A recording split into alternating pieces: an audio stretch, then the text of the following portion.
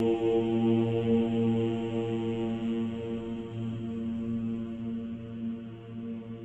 नमः शिवाय। भारत माता शिव शक्ति अवतार।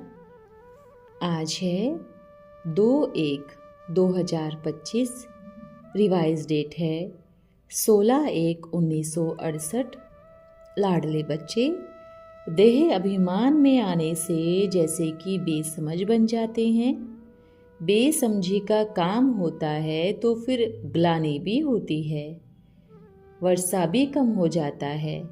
इसलिए बाबा कहते हैं देही अभिमानी बनो। गीत है तुम ही हो माता पिता तुम ही हो। ऊंचे ते ऊंच भगवान की ऊंचे ते ऊंच महिमा भी की है और फिर उनकी ग्लानि भी की है।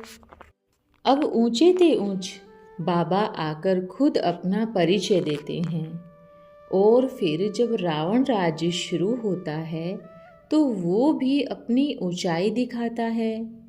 भक्ति मार्ग की राज्य ही उनका है, इसलिए कहा जाता है रावण राज्य। राम अर्थात परमात्मा और रावण की भेंट की जाती है। बाकी वो राम तो त्रेता का राजा हुआ ना, उनके लिए नहीं कहा जाता। रावण है आधा कल्प का राजा। ऐसे नहीं कि राम आधा कल्प का राजा है, यह तो बिल्कुल सहज बात है समझने की। हम सब भाई भाई हैं, हम सबका बाप वो एक निराकार है। बाबा को मालूम है इस समय हमारे सब बच्चे रावण की जेल में हैं। काम चिता पर बैठ सब सावले हो गए हैं, यह बाबा जानते हैं। सबसे जास्ती ममत्व है दुनिया में आत्मा और परमात्मा का। इतनी छोटी सी आत्मा में कितना पाठ नूंदा हुआ है जो कि बजाती ही रहती है। देह अभिमान में आकर पाठ बजाती है तो स्वधर्म को भूल जाती है। अभी बाबा आकर आत्माभिमानी बनाते हैं, क्योंकि आत्मा ही कहती है कि हम पावन बने। तो बाबा कहते हैं माँ में कम याद करो। आत्मा पुकारती है हे परमपिता परमात्मा। पतित पावन हम आत्माएं पतित बन गई हैं। संस्कार तो सब आत्मा में है ना। आत्मा कहती है हम पतित बनी हैं। पतित कहा जाता है जो विकार में जाते हैं। पतित दुनिया पावन निर्विकारी देवताओं के आगे जाकर उनकी महिमा गाते हैं। बाबा समझाते हैं तुम ही पूज्य थे, फिर 84 जन्म लेते लेते नीचे जरूर उतरना पड़े। यह खुद ही पतित से पावन, पावन से पतित होते कैसे हैं, यह सारा ज्ञान बाबा आकर इस शरीर से समझाते हैं। अभी सबका अंतिम जन्म है, सबको हिसाब किताब चुकतू कर जाना है।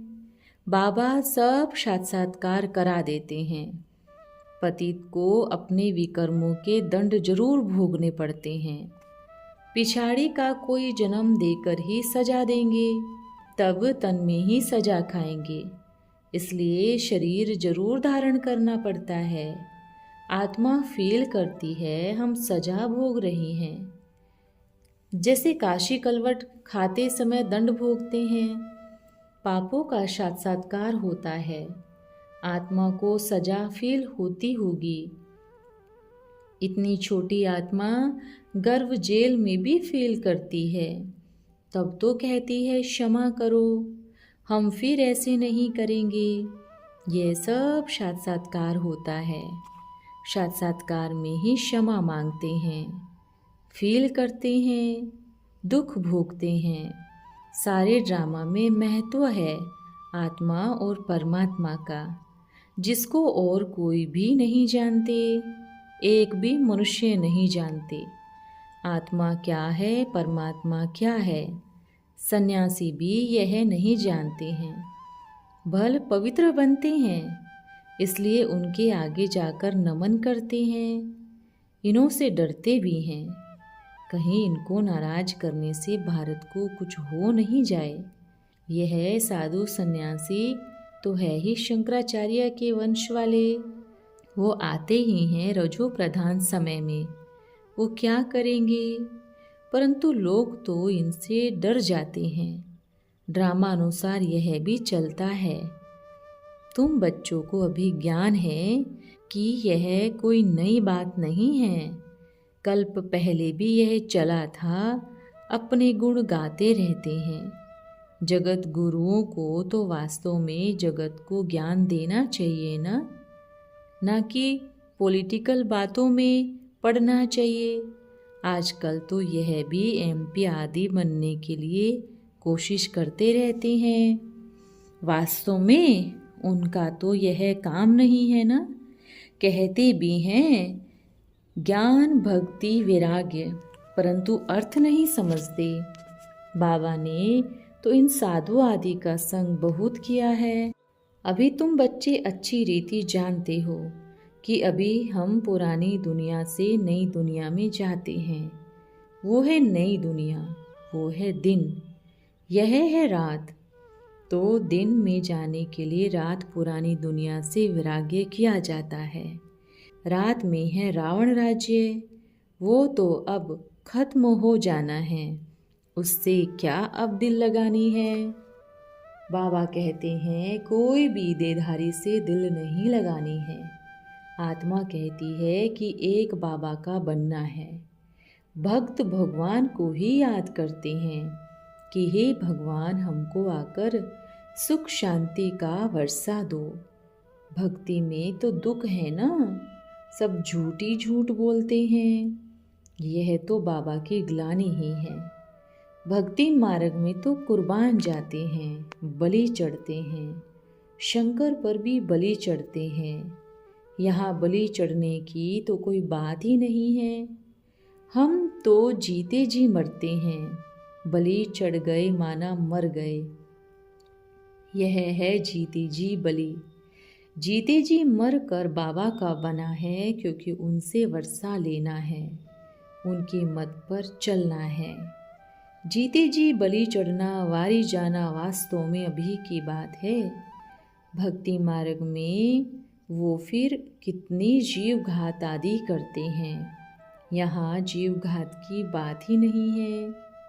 बाबा कहते हैं अपने को आत्मा समझो, बाबा से ही योग लगाओ, देह अभिमान में मत जाओ।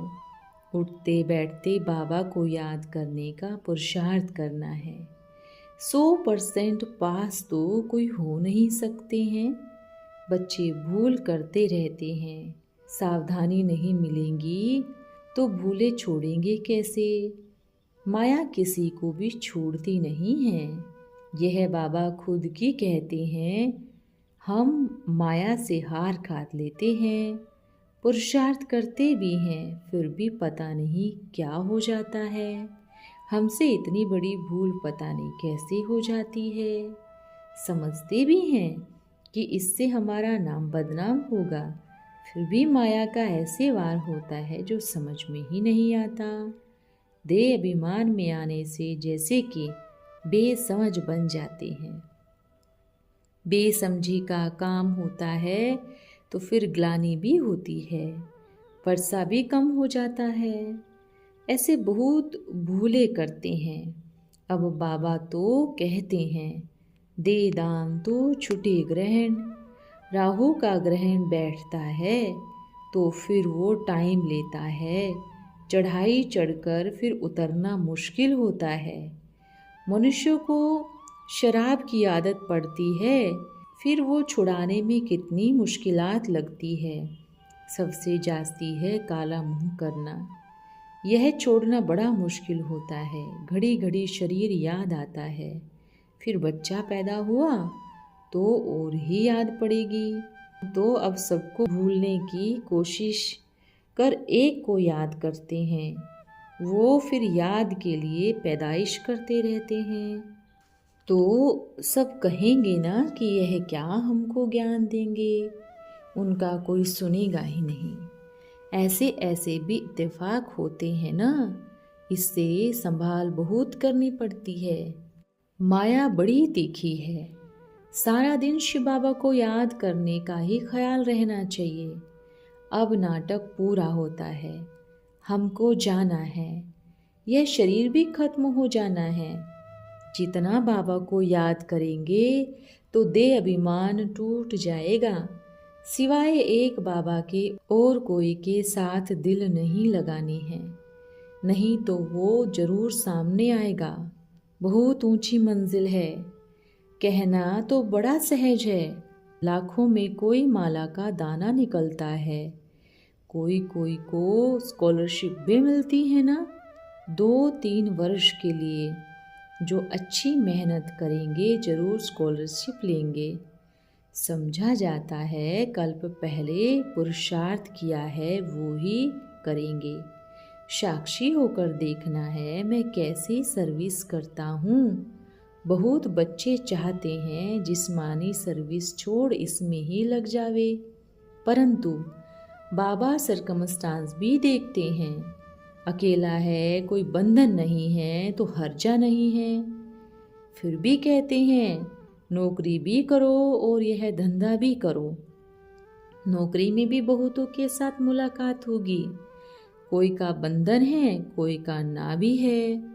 तो बाबा समझाते हैं जितना हो सके सर्विस तरफ ध्यान देते जाओ। सर्विस में लग जाते हैं, अच्छा 1 मास पगार नहीं मिलेगी, इस सर्विस से तो बहुत बड़ी आमदनी होगी, रिफ्रेश होकर जाएंगे।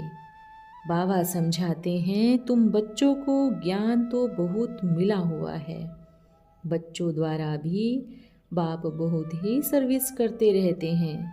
प्रदर्शनी में भी कोई में प्रवेश कर सर्विस करता हूँ, सर्विस तो करनी ही है। बाबा कहते हैं नींद कैसे करे, सारी आत्माओं तक संदेश पहुँचाना है। शिव बाबा तो है ही जागती ज्योत, सदैव जागने वाला। हमारी आत्मा थक कर सो जाती है, थकता शरीर है, फिर आत्मा भी क्या करे, शरीर काम नहीं देता है। बाबा तो अथक है ना, वो है ही जागती ज्योत, सारी दुनिया को जगाते हैं। उनका पाठ ही वंडरफुल है, जिसको तुम बच्चों में भी यथार्थ थोड़ी ही जानते हैं। कालों का काल है बाबा, उनकी आज्ञा नहीं मानेंगे तो धर्मराज से दंड खाएंगे। फिर भी देवाभिमान में आकर आज्ञा का बहुत उल्लंघन करते हैं। बाबा डायरेक्शन देते हैं कब भी जिज्ञासु आदि से सर्विस नहीं लो, यह कायदा है। तुम खुद सर्वेंट हो, सर्विस लेकर यहाँ सुख लेंगे तो वहाँ का सुख कम हो जाएगा। फिर भी छोड़ते नहीं हैं, आदत पड़ जाती है तो सर्वेंट बिना रह नहीं सकते। इंडिपेंडेंट रहेंगे तब सर्वेंट भी रख सकेंगे। इसलिए कहते हैं कि हम तो इंडिपेंडेंट रहेंगे, कोई संभालने वाला ना हो, परंतु बाबा कहते हैं इंडिपेंडेंट रहना अच्छा नहीं है। इंडिपेंडेंट बनने से गिर पड़ते हैं। तुम सब शिव बाबा पर डिपेंड तो करते हो ना, सारी दुनिया डिपेंड करती है। तब तो कहते हैं हे पतित पावन आओ, उनसे ही सुख शांति मिलती है, परंतु समझते नहीं हैं। यह भक्ति मार्ग का समय भी पास करना ही है। जब रात पूरी हो तब तो बाबा भी आए, 1 सेकंड का भी फर्क नहीं पड़ सकता। बाबा कहते हैं मैं इस ड्रामा को जानने वाला हूँ। ड्रामा का आदि मध्य अंत को कोई भी नहीं जान सकते। तुम रचता को और रचना की आदि मध्य अंत को जानते हो। सतयुग से लेकर यह ज्ञान प्राय लोप है, इसको ही ज्ञान कहा जाता है। बाकी वो है भक्ति। ऋषि मुनि भी कहते थे हम नहीं जानते, नास्तिक ठहरे ना, न जानने के कारण गिरते ही रहते हैं। सजा खाकर एकदम आयरन एज में घुस पड़े हैं। तब तो बाबा आते हैं। बच्चे समझते हैं हम कुछ भी नहीं जानते थे, अब जान गए हैं। बाबा को नॉलेजफुल कहते हैं। हमको वो नॉलेज मिल रही है। बच्चों को नशा भी अच्छा होना चाहिए। राजधानी स्थापन होती है, कोई तो प्रजा में भी साधारण नौकर चाकर बनेंगे, कोई को तो जरा भी ज्ञान समझ में नहीं आता। वंडर है ना? ज्ञान है तो बहुत आसान। 84 जन्मों का चक्र अब पूरा हुआ, अब जाना है घर। हम ड्रामा के मुख्य एक्टर हैं, सारे ड्रामा को जान गए हैं। सारे ड्रामा के हीरो हीरोइन एक्टर्स हम हैं। कितना सहज है, परंतु तकदीर में नहीं है तो तदबीर भी क्या करे। पढ़ाई में ऐसे होता है, कोई नापास हो जाते हैं। कितना बड़ा स्कूल है, राजधानी स्थापन होनी है। अब जितना जो पढ़ेंगे बच्चे भी जान सकते हैं कि हम क्या पद पाएंगे। ढेर के ढेर हैं, सब वारिस तो नहीं बनेंगे। दिखाते हैं हम तो वारिस बन ना सके। पवित्र बनना बड़ा मुश्किल है। बाबा कितना सहज समझाते हैं। अब नाटक पूरा होता है। बाबा की याद में सतो प्रधान बन, सतो प्रधान दुनिया के मालिक बनना है। जितना हो सके याद में रहना है। तकदीर में ही नहीं तो फिर बाबा के बदले और को याद करते रहते हैं। दिल लगाने से फिर रोना भी बहुत पड़ेगा। बाबा कहते हैं इस पुरानी दुनिया से दिल नहीं लगानी है, यह सब खत्म होनी है। यह तो किसी को पता ही नहीं है ना। वो तो समझते हैं कलयुग अजुन काफ़ी समय चलना है। घोर नींद में सोए पड़े हैं। तुम्हारी यह प्रदर्शनी सर्विस का विहंग मार्ग निकला है प्रजा बनाने का। राजा रानी भी कोई निकल ही पड़ेंगे। बहुत ही हैं जो सर्विस का अच्छा ही शौक रखते हैं। फिर कोई गरीब, कोई फिर साहूकार हैं। औरों को आप समान बनाते हैं, इसका भी फायदा तो मिलता है ना। अंधों की लाठी बनना है, सिर्फ इतना बताना है कि बाबा को और वर्षे को याद करो। विनाश सामने खड़ा है। जितना विनाश का समय नज़दीक आता जाएगा, तुम्हारी सर्विस भी वृद्धि को पाती रहेगी। समझेंगे बरोबर ठीक है, तुम रड़ियाँ तो मारते ही रहते हो कि विनाश होने वाला है। अच्छा, ओम नमः शिवाय। आज का वरदान है प्रत्यक्षता के निमित्त भव। कहा जाता है सन सोज फादर, आप बच्चे भी बाप को विश्व में प्रत्यक्ष करने के निमित्त बनेंगे। तो चेक करें, इतना निश्चय और नशा रहता है। आप बच्चों को देखकर कोई दूर से महसूस करे कि इन्हें कोई ऐसा नशा मिला है जो कभी उतरता ही नहीं। यह कोई ईश्वरीय लग्न में रहने वाली आत्माएं हैं। इन्हें ईश्वरीय नशा है। ये कोई प्रभु की न्यारी और प्यारी आत्माएं हैं। जब आपके चलन ऐसा होगा तभी आप बच्चे बाप को प्रत्यक्ष कर सकेंगे। अच्छा, ओम नमः शिवाय।